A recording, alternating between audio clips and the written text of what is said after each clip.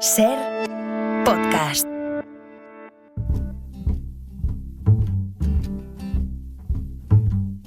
A vivir que son 2 días, con Lourdes Lancho.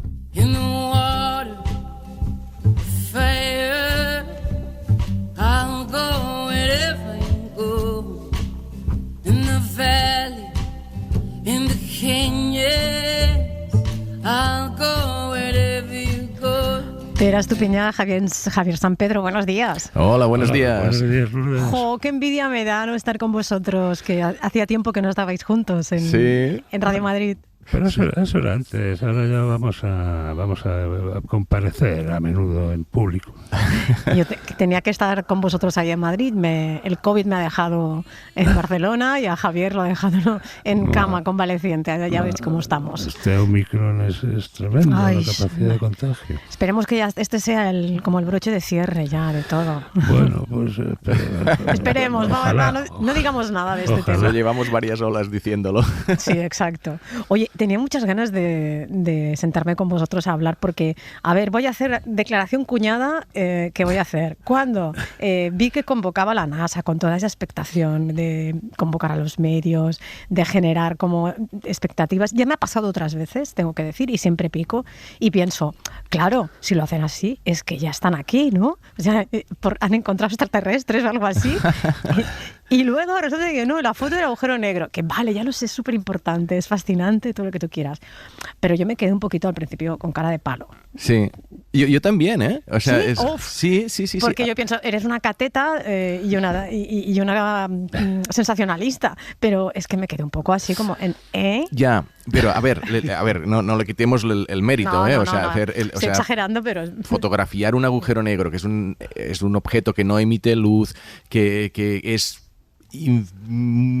muchísimo más grande, más masivo que el Sol, pero muchísimo más pequeño, que está lejísimos, o sea, es un mérito tecnológico enorme. El primero se fotografió en 2019, este es el segundo. Es verdad que sea el segundo, pues no es tan meritorio como que sea el primero, pero igual, era más difícil de fotografiar. Lo que pasa es que es verdad que la manera como lo presentaron, claro. Se esperaba que pasara algo diferente, no simplemente que lo hubieran fotografiado, sino que hubieran descubierto que contradecía alguna ley de la física o que, no sé, o que fuera especial en algún sentido. Hablaban de revolucionario, de que transformaba nuestra visión del universo. Estas eran las expresiones que se utilizaban. Y no transforma nuestra visión del universo, ni es revolucionario en el sentido de que no rompe ningún paradigma. Es un descubrimiento espectacular, ¿eh? O sea, no le quita mérito. Pero al final son expectativas también. O sea, nos pusieron las expectativas muy altas, ¿no? No sé si Javier, que es más descreído, igual no picó. A mí me pasó lo que a ti, Lourdes, con la que armaron, desde luego, con ruedas de prensa simultáneas en varios países del mundo. Con la que armaron, yo pensaba que iba a haber extraterrestres. Mínimo. Lo que pasa es que seguro que si hubiera extraterrestres se habría filtrado la noticia mucho antes.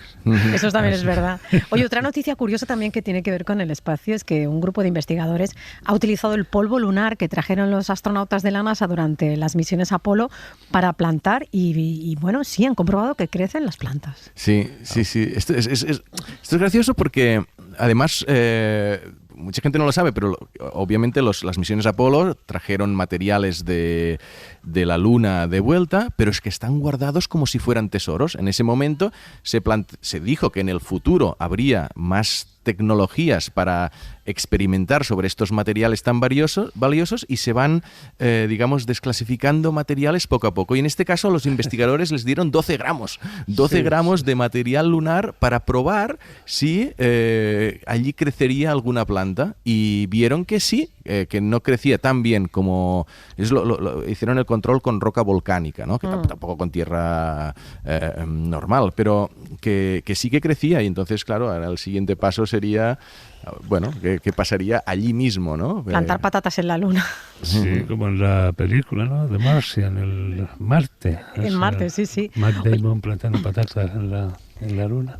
Otra noticia que me ha llamado la atención es en la lucha por curar el Alzheimer se ha dado, parece que otro pasito, ¿no? Una investigación, de momento en ratones, sugiere que el líquido cefalorraquídeo de cerebros jóvenes podría ayudar a recuperar la memoria de organismos mayores. Sí, ya se sabía algo similar con el resto del cuerpo, ¿no?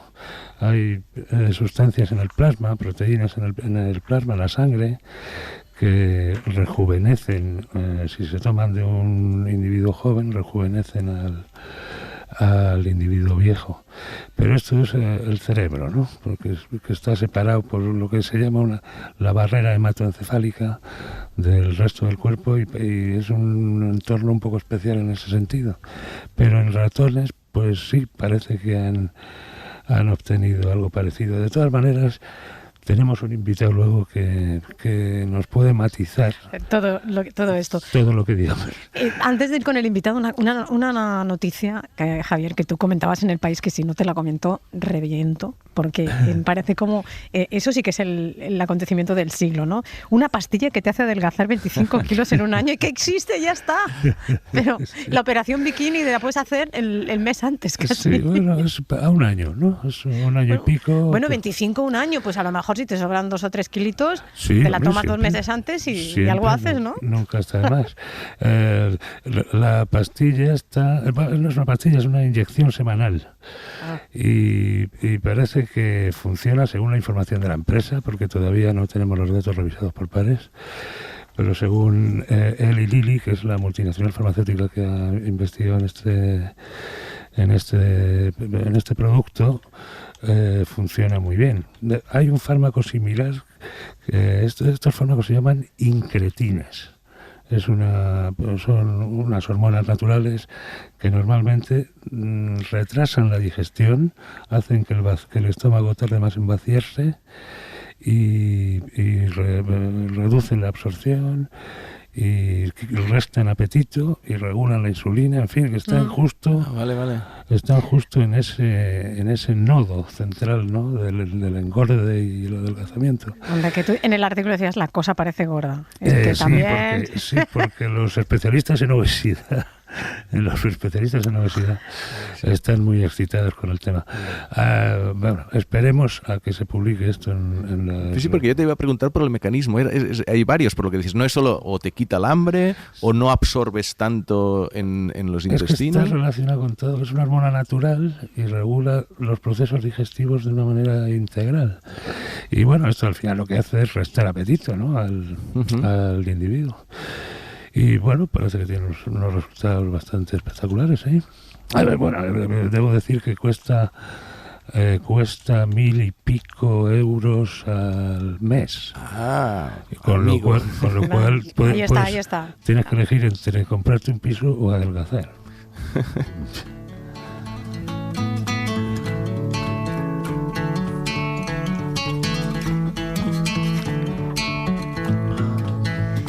La semana pasada hablasteis de los falsos culpables por aquel caso de la madre australiana que lleva casi 20 años en prisión acusada de matar a sus 4 hijos recién nacidos, y que una científica española está intentando demostrar que hay un fallo genético que provocó la muerte prematura de los bebés.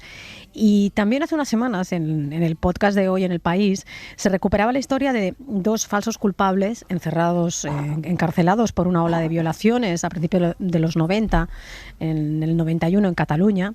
Ahora una de las víctimas ha dicho que se equivocó señalando a su violador en una rueda de reconocimiento, y os recomiendo que rescaten esta historia Hoy en El País. Y es que en muchos juicios el testimonio de la víctima, el testimonio de alguien que haya presenciado el acto, es la única prueba.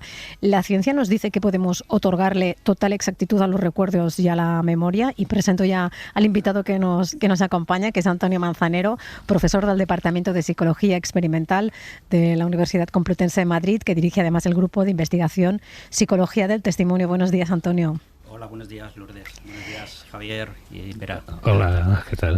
Te traslado la pregunta. ¿La ciencia dice que podemos otorgar total exactitud a los recuerdos y a la memoria? No. Los recuerdos, la inmensa mayoría de las ocasiones, recogen hechos que incluso nunca ocurrieron. Probablemente es una de las capacidades más importantes, pero también más complejas que nos podemos encontrar. Uh-huh. ¿Qué porcentaje de nuestros recuerdos podríamos decir que son reales o en realidad los recuerdos siempre parten de una interpretación? Siempre parten de una interpretación. La memoria es un proceso constructivo que además no termina nunca. En ese sentido nos encontramos con que continuamente se está actualizando.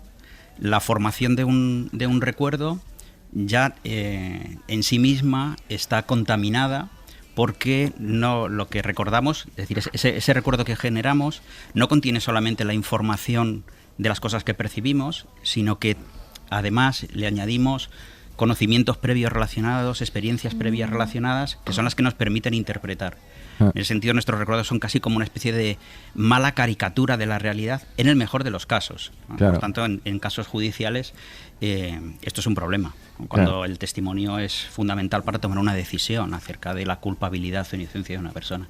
Es cierto que una memoria, un recuerdo, permanece estable mientras no lo saques del archivo. Y es cuando lo sacas del archivo cuando empezamos a modificarlo. Es cierto relativamente, porque incluso aunque no lo sacáramos del archivo, es decir, aunque no lo recuperemos, se está actualizando. Ajá. Cada vez que vivimos algo que puede estar incluso mínimamente relacionado con ese recuerdo, cada vez que adquirimos un nuevo conocimiento relacionado con ese recuerdo, el recuerdo se actualiza, ¿no? Uh-huh. Es una especie de base de datos, ¿no?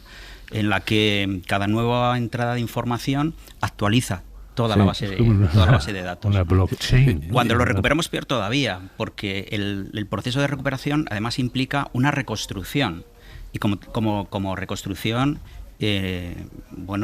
supone rellenar huecos en esa memoria, reinterpretar algunas de la información que allí yo aparece. recuerdo una vez que creo que es algo que nos habrá pasado a todos si lo pensamos, que estaba recordando la primera vez que di un beso a una persona. Sí. Si todos recordamos ese momento, lo que recordamos es como una imagen que es como si tuvieras una cámara enfrente que te está viendo. Tú estás formando parte de esa imagen. Yo si ahora recuerdo ese momento, me estoy viendo a mí con la otra persona en el entorno y eso yo no lo vi.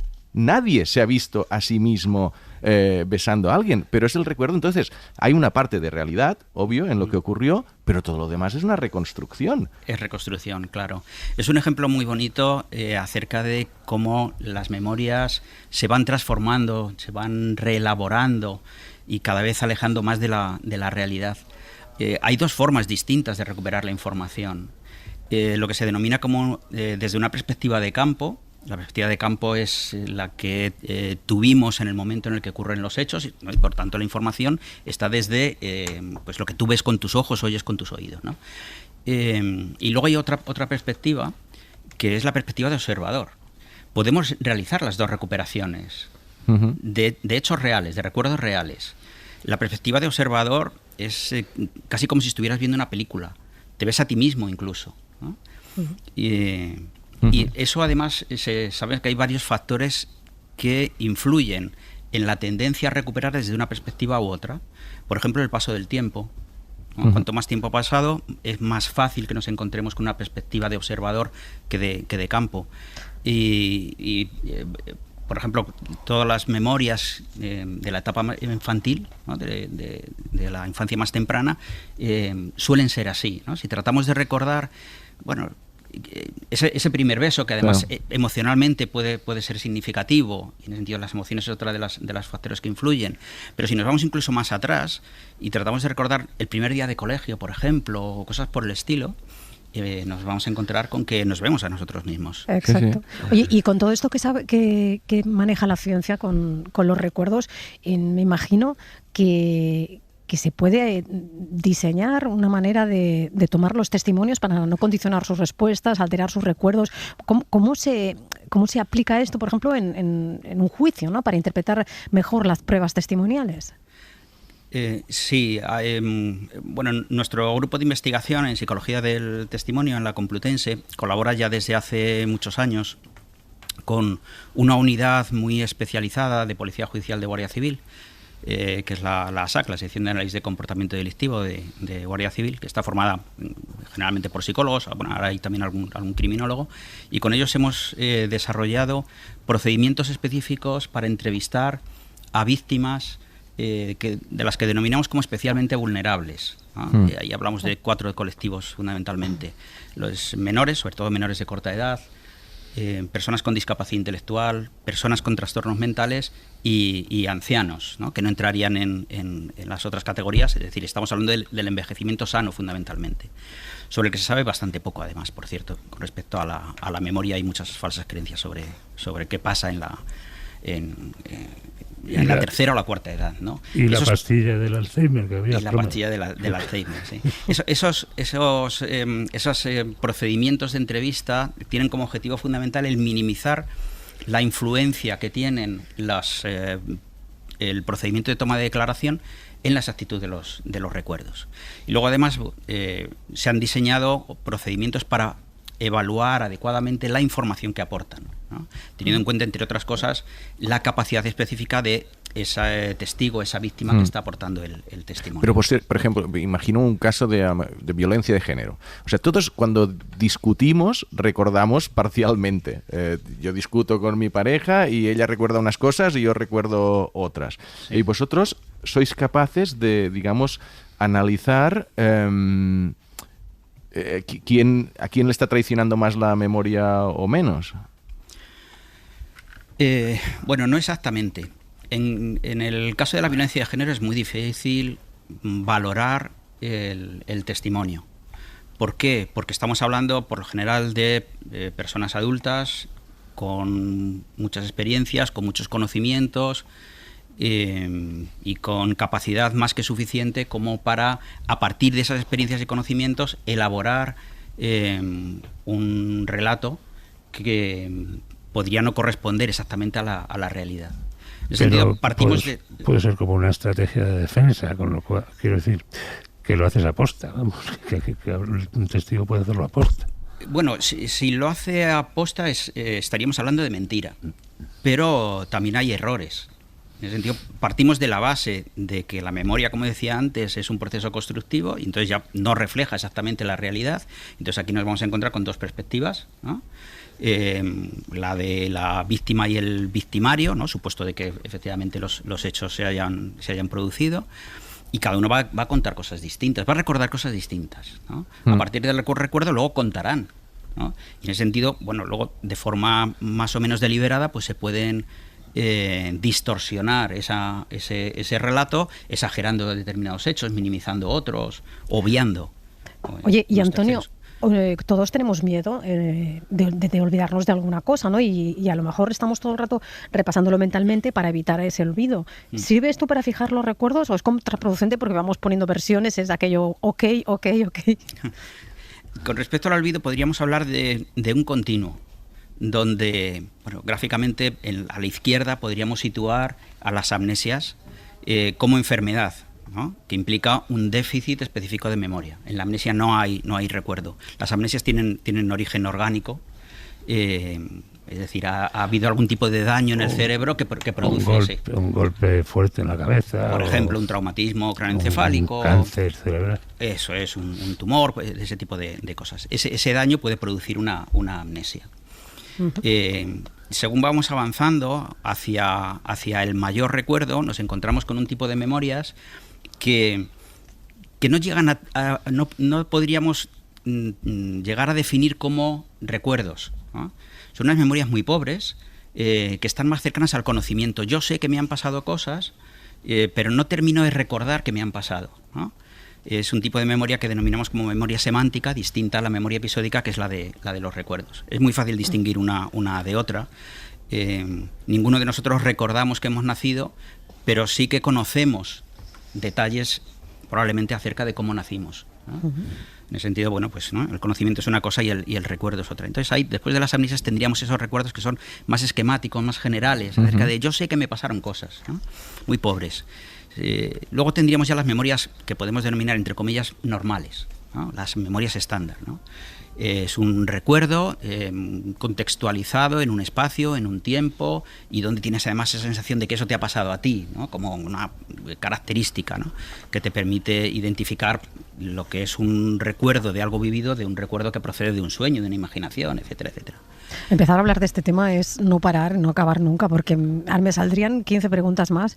El tema de la memoria, de cómo falsificamos a veces los recuerdos, cómo los falseamos, cómo los interpretamos, pero tenemos el tiempo que tenemos. Antonio Manzanero, profesor en el Departamento de Psicología Experimental de la Universidad Complutense de Madrid, dirige además el grupo de investigación de Psicología del Testimonio. Ya solo el grupo ya me parece apasionante. Muchísimas gracias, Antonio, por estar en la radio esta mañana. Gracias a vosotros. Y Pere Estupiñán, Javier San Pedro, hasta la semana que viene. ¿Vais al chill out de la terraza? Sí, ha cambiado, ¿eh? Está fenomenal, bien, ¿eh? fenomenal. Bueno, un beso, gracias, guapos. Chao. Gracias.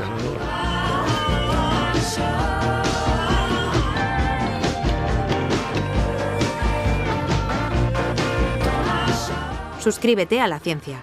Todos los episodios y contenidos adicionales en la app de Cadena SER y en nuestros canales de Apple Podcast, Spotify, iVoox, Google Podcast y YouTube. Escúchanos en directo en la SER los domingos a las 10 de la mañana.